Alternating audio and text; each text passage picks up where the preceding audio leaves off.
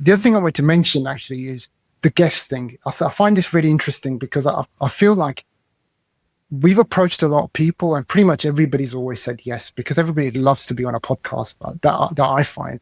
And the most interesting one for me was, I don't know if you know a guy called Mark Sumner, he's a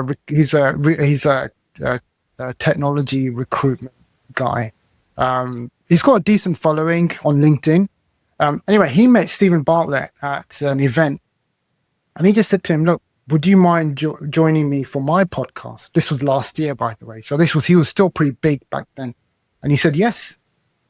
And he's now got a conversation that he's got content around, and he's spoken to Stephen Bartlett. So I think, going back to your point, Vinay, I think we can try and aim as high as we like, because actually most people are open to it, because it's kind of exposure for them as well, isn't it, in a sense? Yeah.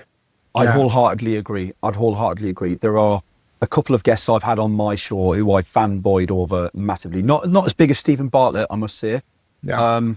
But one of which was Bob Berg, who Vinny will know definitely. The instigator of the famous phrase, "all things being equal." And I have to get that bit in because that's the bit everybody misses. He gets really annoyed with that. Bob, if you're listening, get it right.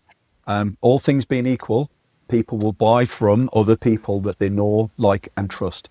And I lived by that for so many years. And somebody tagged Bob in my comments on LinkedIn, and I thought I was being really cheeky. I was like, "Bob, would you like to be on my podcast?" And when he responded, and he went, "Yeah, I'd love to." And he was a phenomenal guest. And I've done that a couple of times. I've had people who I never thought, Sarah Templeton, who's now my charity partner for my podcast, and we're working together, came because I was blown away by the book that I was listening to.